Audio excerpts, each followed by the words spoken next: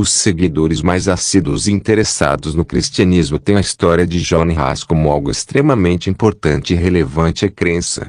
Esse homem foi um dos maiores influenciadores no movimento protestante, e é por isso que o seu nome aparece em tantos lugares. Huss nasceu em 1369. Muitas pessoas se espantam ao saberem disso. Afinal, as suas ideias ainda são extremamente atuais. São estudadas por teólogos e pesquisadores da religião a todo tempo. Isso é algo bastante importante. Huss também pôde deixar o seu legado na literatura, com algumas reformas na língua chica, que anteriormente a ele ainda não possuía acentuações e nem mesmo justificações fonéticas, o que hoje em dia, a mérito dele, já existe. Olá, tudo bem com vocês? Sejam bem-vindos para mais um vídeo neste canal. E hoje iremos falar um pouco da vida de John Huss, um importante cristão da Reforma Protestante. E convido você a deixar seu gostei e, se possível, compartilhar este vídeo. Sente-se, vamos aprender um pouco.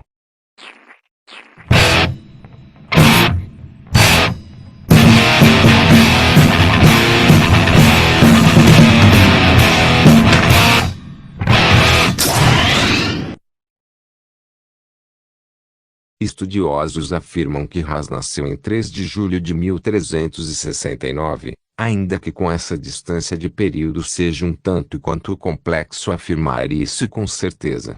Na época, mal sabiam que ele se tornaria um grande pensador da Reforma Protestante. Huss foi um verdadeiro artista de sua época, que por sua vez teve grandes atuações na música cristã. Assim foi como ganhou a vida durante muito tempo. Além de cantar, ele também prestou muitos serviços à igreja. Era como ele gostaria de ganhar a vida.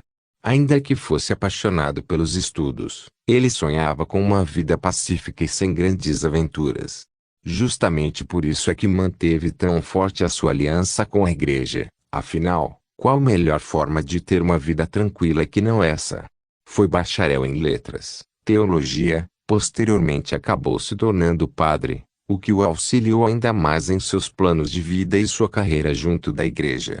Huss, com os seus estudos, se baseava e dava novos olhares para os estudos de Wycliffe, que foi também um outro estudante da época.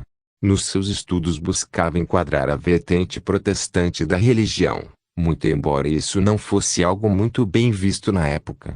Proibições feitas sobre os estudos de Wycliffe dificultaram a vida de Huss. Ele ainda não sabia, mas isso seria o início do fim em sua trajetória, não só em seus estudos e trabalhos, mas também em sua vida, de forma geral. Seus estudos e trabalhos passaram a ser encarados como perigosos para a integridade, não só da igreja, mas dos crentes da época. Tudo aquilo que se desviava do cristianismo acabava se tornando nocivo para o corpo religioso. Quando seus estudos atingiram o ápice, os conseguiu reunir para si um grande e variado grupo de seguidores, o que acabou, no final das contas, gerando a ira de igreja. Isso era algo que ele já esperava, mas não se absteve. John Huss foi o primeiro a colocar na mesa sua insatisfação com o pagamento de indulgências à igreja, algo que, posteriormente, se tornaria alvo também de críticas por Martinho Lutero.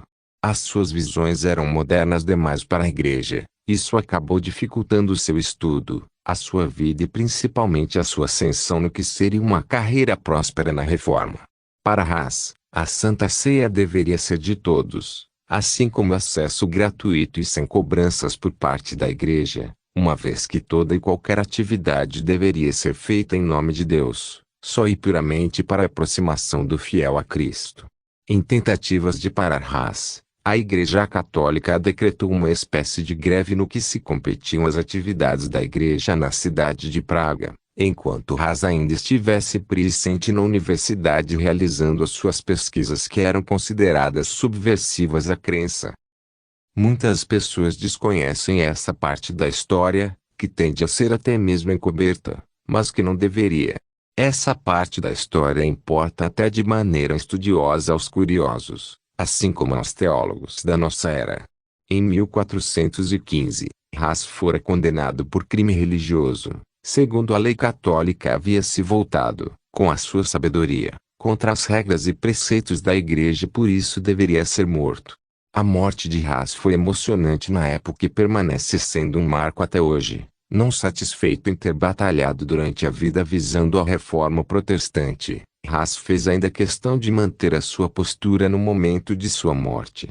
Queimado na fogueira, John Haas deu suas últimas palavras. Hoje vocês matam um ganso, mas em uns 100 anos surgirá um novo, um que vocês não serão capazes de matar.